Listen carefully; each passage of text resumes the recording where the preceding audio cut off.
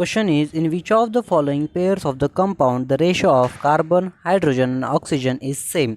इस क्वेश्चन में हमें कौन से पेयर्स में कार्बन, हाइड्रोजन और ऑक्सीजन का रेशो सेम होगा ये पूछा है। इसके लिए पहले हम इन ऑप्शन देखेंगे। पहला ऑप्शन है एसिटिक एसिड और मिथाइल अल्कोहल।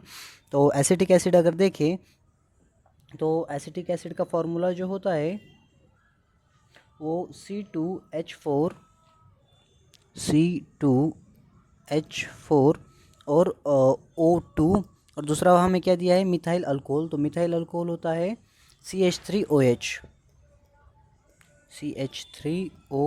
अगर इसमें हमें इनका रेशो देखना होगा तो इसका रेशो अगर देखिए तो 1:2:1 आएगा और इसका 1:4:1 क्योंकि यहाँ पे 3 और 1 हाइड्रोजन एसिड 4 हाइड्रोजन हो जाएंगे। कार्बन 1 ऑक्सीजन 1 और हाइड्रोजन 4 ऐसे 1:4:1 आएगा।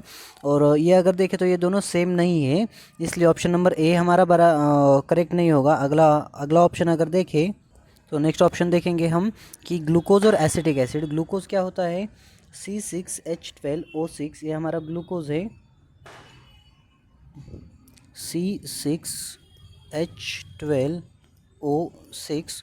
और दूसरा हमारा ऑप्शन है एसिटिक एसिड। तो एसिटिक एसिड C2H4O2, ये हमारा अगला ऑप्शन है। तो ये अगर देखें तो इनका अगर रेशो निकालें तो 1:2:1 आएगा। इसका भी देखें तो 1:2:1 आएगा और इन दोनों का रेशो जो है वो सेम है, इसलिए ऑप्शन नंबर बी करेक्ट हो सकता है। नंबर बी अगर देखें तो बी ऑप्शन में क्या बताया है हमें, फ्रुक्टोज और सुक्रोज पूछा है।